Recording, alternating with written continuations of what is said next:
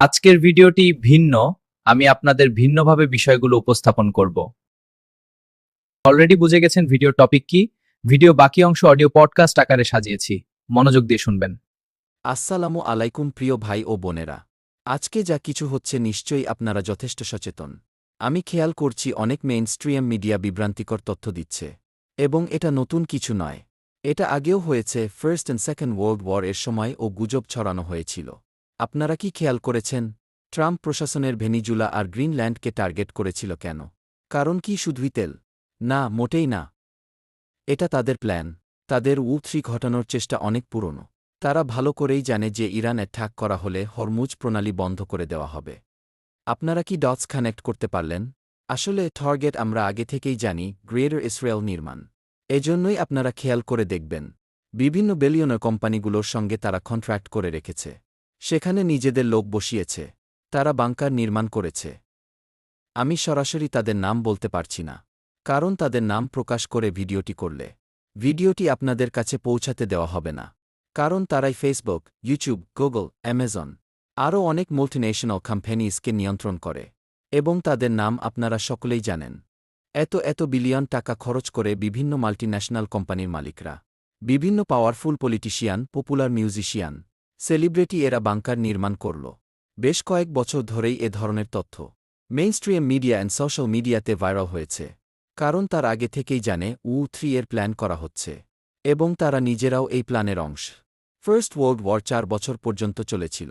Second world war short বছর পর্যন্ত স্থায়ী হয়েছিল। তারপর অনেক বছর ধরে কোল্ড ওয়ার চলেছে। তারা বহু বছর আগে থেকেই আজকে যা ঘটছে তার জন্য প্ল্যান করে রেখেছে। তারা যেহেতু কার্মায় বিশ্বাস করে, তাই মুভি, কার্টুন, ম্যাগাজিন, সিম্পসন এর মাধ্যমে নিজেদের প্ল্যান পাবলিক করেছিল। আপনারা যাদের সুপার পাওয়ার হিসেবে চেনেন, তারা মূলত পাপেট, ফ্রন্টম্যান, তাদেরকে দিয়ে কাজ করানো হয়। আপনারা যদি ট্রাম্পের ফ্যামিলি ব্যাকগ্রাউন্ড নিয়ে রিসার্চ করেন তাহলে জানতে পারবেন তার ফ্যামিলিতে অলঝেইমার্স ডিজিজ এর হিস্টোরি আছে। তার কথাগুলো অসংলগ্ন, is suffering from dementia for long times. এবং মেইন স্ট্রিম মিডিয়া অনেক চেষ্টা করেও কার রোগ সম্পর্কে লুকাতে পারছে না। এ ধরনের রোগীকে খুব সহজেই ম্যানিপুলেট করা যায়।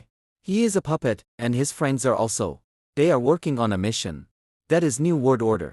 আপনারা মোদি, ইউনুস, এমনকি অনেক পপুলার লোকদেরকে নিউ ওয়ার্ল্ড অর্ডার এই ওয়ার্ড বলতে শুনেছেন।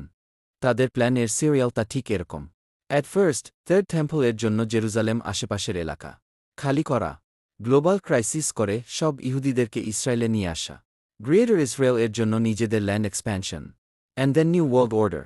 এবং এগুলো করতে হলে তাদেরকে পেরেছেন দখল করতে হবে, যারা তারা অলরেডি করে ফেলেছে। মুসলিম দেশদের মধ্যে বিভেদ সৃষ্টি, তাদের মধ্যে নিজেদের লোক সেট করা, এবং মুসলিমদের ঐক্যবদ্ধ হতে না দেয়া, শক্তিশালী মুসলিম রাষ্ট্রকে পঙ্গু করে দেয়া, ওয়ারের মাধ্যমে পৃথিবীর 2/3 মানুষ কমিয়ে দেয়া, যাতে যুদ্ধবিধ্বস্ত সবাই তাদের নিউ ওয়ার্ল্ড অর্ডারকে মেনে নেয়। হ্যাঁ, এটাই মালহামা।